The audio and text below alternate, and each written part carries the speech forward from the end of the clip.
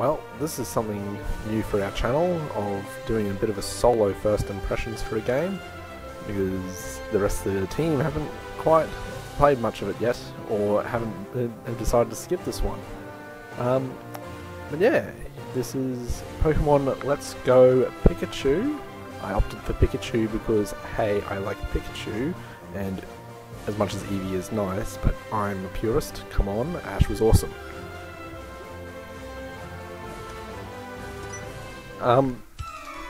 Let's get the easy one out of the way. Graphically, this game holds up pretty well. It definitely looks like it's a modern semi-console Pokemon game. And I think graphically this is sitting right where people are hoping for a Switch-based Pokemon game.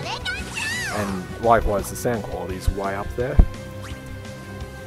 There's a couple of moves and stuff in the combat that still have that old feel to them and aren't anything special, but there's always, you can't have everything on the first time they've done one of these on an actual console.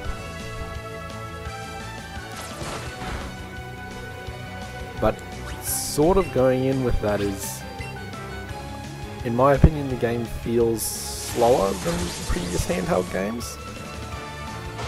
I'm not sure if it's just an animation thing. Like right now in combat it feels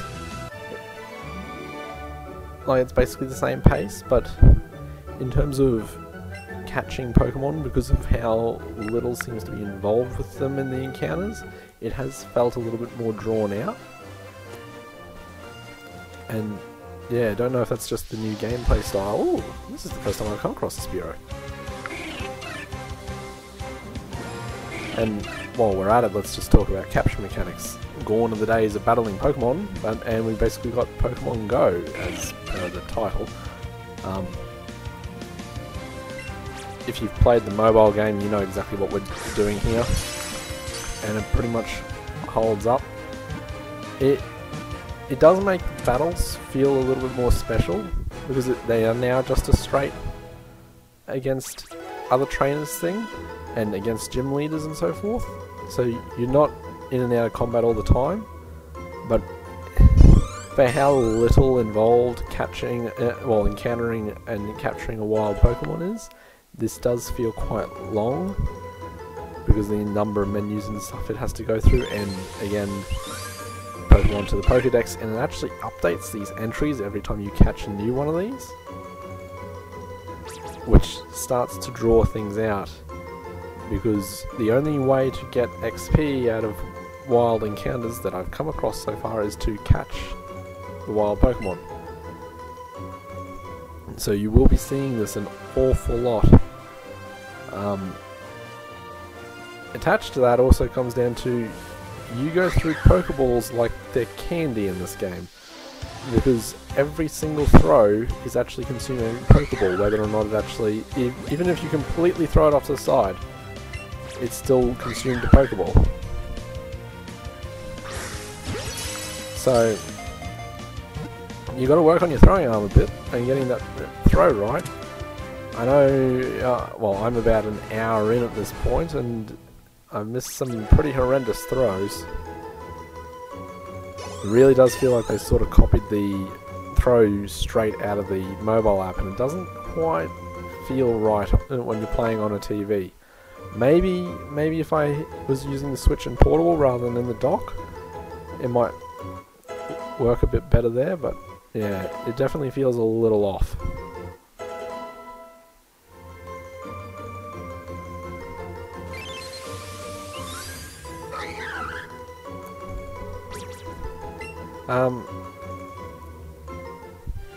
Going back to the combat a bit on this.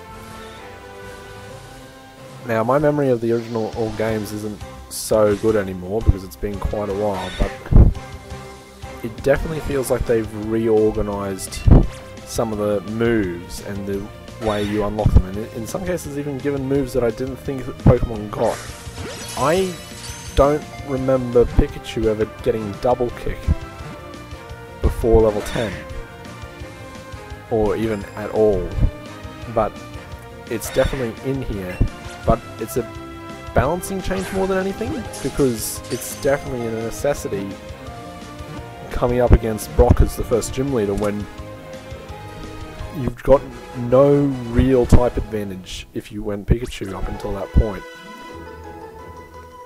It gives you the same problem as if you had taken Charmander in the original games, that the first two gyms are going to really test you, but yeah, I think they've done a bit of balancing work on that.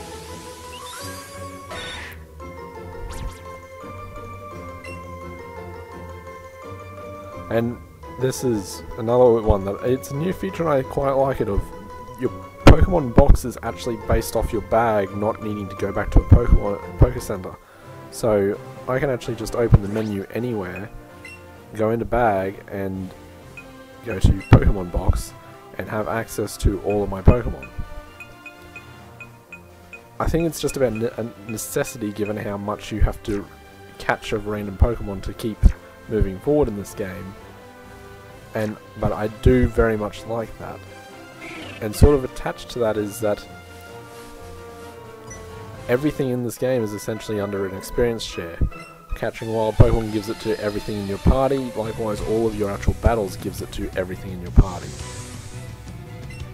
Now I know having experience shares pretty much always on and across the entire party was pretty common in the newer games like Gen 6 and up from memory, but I definitely wasn't a thing back when Red and Blue were out.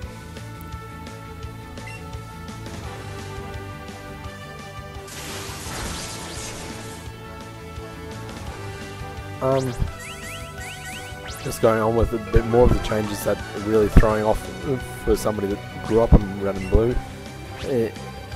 When you go to get your first Pokemon, there's actually 3 Pokeballs still there. Now, I outright know that one of them was Eevee and one of them was Pikachu, because that's exactly how this starts out, with your character getting whichever one your version's named after and your rival getting the other one. But the third Pokeball is a massive mystery, and I'm hoping it's something answered in the game. I think that's something sort of cool, that if they actually did that, later on you find out what that third Pokeball is and it fits in somehow. But right now, I have no idea what that third Pokeball is, and it's actually bugging me ever so slightly. But yeah, otherwise the game holds up. Movement-wise, this is pretty much exactly the same as most the more recent Pokemon games. If it's a full 3D environment, the world's still definitely built in the tile style. As you can see, all the long grass is very strictly in a tile, and all of the terrain is in a tile format. And you can randomly be run into by Rattatas for random encounters. Oh, what did I do there?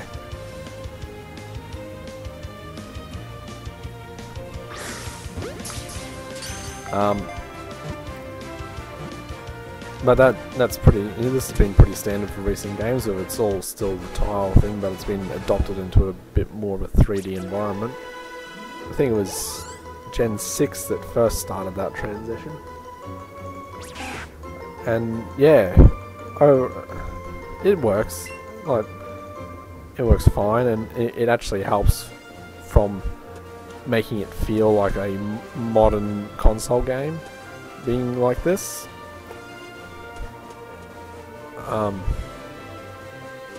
I haven't tried the co-op part of things.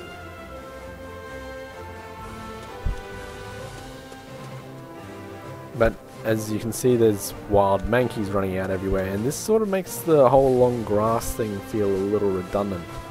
From as far as I can see, it's where all these Pokemon spawn from, but they just then randomly wander everywhere. And it doesn't. It feels like it's almost just being carried over because that's how Pokemon games have always been.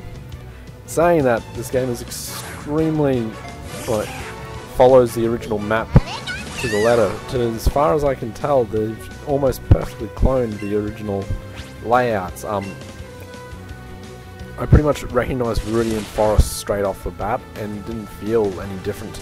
But again, it's been a while since I played the original game, so maybe they changed it and maybe I'm just not picking it up, but it definitely felt there. And like each town I've visited so far is definitely the same layout as it used to be. Yeah, that was another one. I like how they now have Pokeballs as one of the rewards for winning, because as I said, you go through them like candy in this now, and as part of that, they've actually dropped the prices of buying them and most other things as far as I can tell at the Pokemart. So Pokeballs, and I might be wrong here, but from memory were always 300 or 200, maybe 200, but they're definitely only 100 now. And likewise, Great Balls, which I'm certain used to always be 600, are also down at only 300 now. So I'm definitely saying there's been a decrease there, and I think it's balancing purposes because of how many of these you go through. You would have never thought you'd be catching every single Pokemon you encountered back in the, well, in any of the handheld games, but it's basically a necessity in this if you want to keep leveling your party up.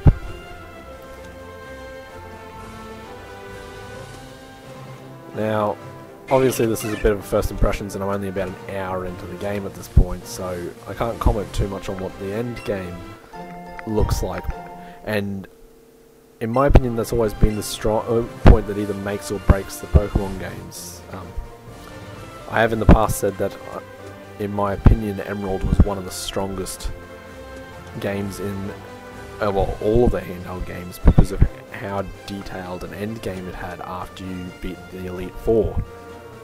Of having that whole battle frontier with the seven different challenges, and then access to the different islands and stuff. I'm hoping there's likewise a strong end game in this pair of games. From what I've seen in trailers, there's a whole series of Pokemon battles where you have to one-on-one with a specific Pokemon. I like that idea. I think that's a brilliant idea, actually. I'm curious to see what else there is, or if that is the end game as far as this entry goes. Yeah, like also in the trailers, it's clear that the legendaries are still in the game, but whether or not that's some form of battle or if that's just straight a Pokeball thing, I don't believe's been revealed. Somebody else has probably made it to that point yet, but I haven't. So, interested to see what goes on there. And I think that's ultimately going to be the biggest make or break to this set of games, because everything else is holding up pretty well, but it always comes down to, after you beat the Elite Four and have become the champion, other than just going and catching them all, as they say, what else is there? And yeah, that to me that's the biggest standing question, and the biggest thing I hope to be able to cover in a later, more of a full review of this rather than just the first impressions. But yeah,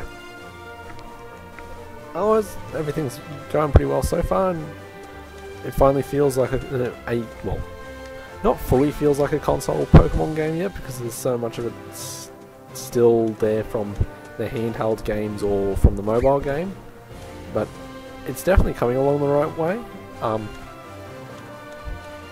And hopefully this is a sign of that the next set of games will be a very strong entry in the series and really embrace being their natural console game.